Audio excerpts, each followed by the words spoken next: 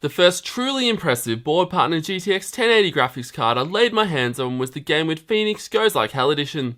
Even today, it's still one of the best examples I've seen. In fact, I like it so much, I've been gracious enough to grant it permanent residence in my personal gaming rig, where you both seem pretty happy with the arrangement.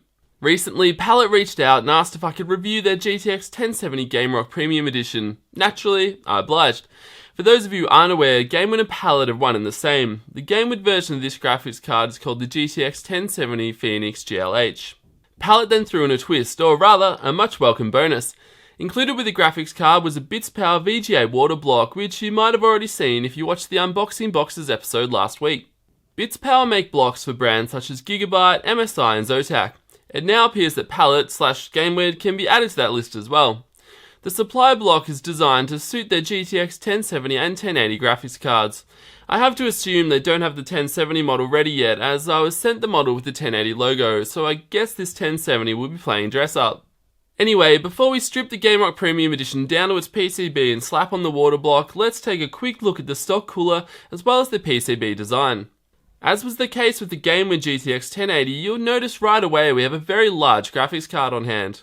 The PCB measures 267mm long and the card stretches a further 18mm thanks to the oversized cooler. This huge cooler takes up not 2 but rather 3 slots at 48mm thick. In comparison, the Founders Edition cooler measures 35mm thick and 266mm long, more typical dimensions for a dual slot graphics card. The PCB is also 20mm taller than standard, allowing the graphics card to stand 133mm tall. Under the large fan shroud, which I should point out has been constructed from plastic with anodized aluminium trimmings, we find 2 truly massive heatsinks. In total, there's 120mm by 185mm at 30mm thick worth of heatsink. Improving efficiency are 3 8mm copper heat pipes along with an additional 2 6mm copper heat pipes. These heat pipes are also connected to a large copper base. Pushing large volumes of air over the huge heatsink surface area are 2 100mm fans. These fans are extremely quiet even when the card has been placed under load for an extended period. The reworked PCB features an 8+2 phase power design, which was also seen on the GTX 1080 model. Palit has stuck with the standard 8-pin PCIe power connector though. Out of the box, the card comes clocked at 1670MHz for the base with a boost clock of 1873MHz. The memory has been boosted to 2125MHz, taking the throughput from 8GB per second to 8.5GB per second. Around the back, we find a huge, full-size backplate protecting the card, though the aluminium plate is pretty boring in terms of design. The I/O configuration remains standard with a single dual-link DVI output, HDMI 2.0B, and 3 display ports. Now that we've checked out the GameRock Premium Edition, let's install the Waterblock and see how the thermals compare to the stock air cooler. I didn't get an instruction manual to go off, but luckily I've done a few of these by now and it's usually not too tricky. I started by removing every screw within sight, and once that was done, the cooler lifted away easily once a pair of wires were unplugged. This gives us access to the next few screws that are holding on the backplate. I proceeded to unscrew all of these, and again the card lifted away from the backplate too. Next, I peeled away the thermal pads that were on the card already that will be replaced by those that came with the Waterblock. I cut and applied these to the new shiny Waterblock, as you can see. Some thermal paste went on next, and I tried to spread that nice and evenly before plugging in the RGB power plug on the Waterblock and laying the card and new backplate on in position. A bunch of black Allen key screws go on next to lock everything into place, and voila! I went to peel away the plastic from the cool black dragon cover next and found that I really needed to pull all the screws out to get the last little bits of plastic away, but this was no biggie.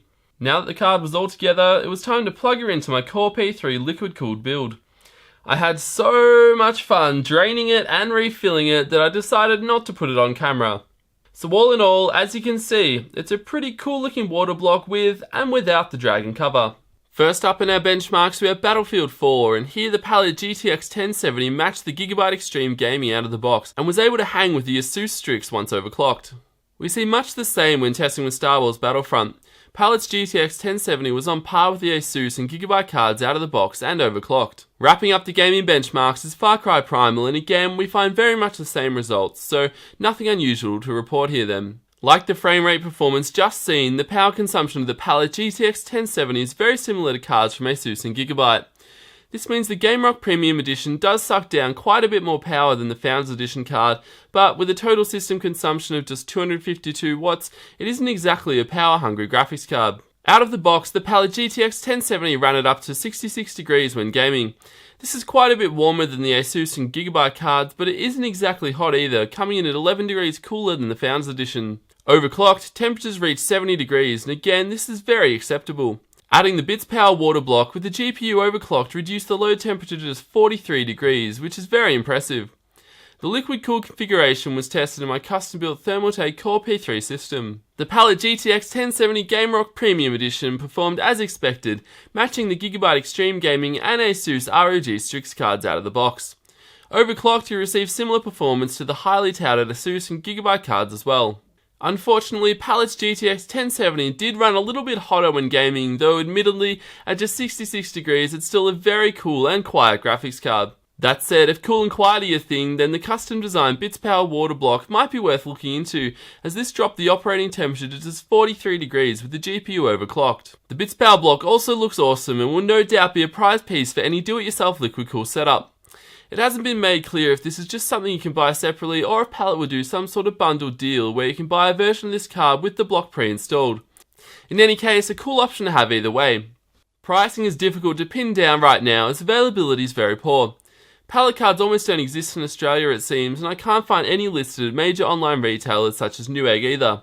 Typically, GameWid/Palit are competitive on pricing, so hopefully this model comes in near Nvidia's MSRP. What do you guys think of this Palit card? Let me know in the comments. I'm your host Matt as always, and I'll see you guys next time. Cheers guys for joining me for another episode of Hardware Unboxed. To those of you that already support the channel, thank you so much. It's truly appreciated. And to those of you that would like to support the channel directly, I do have Amazon links and a Patreon link in the video description below. Thanks a lot, and I'll see you guys next time.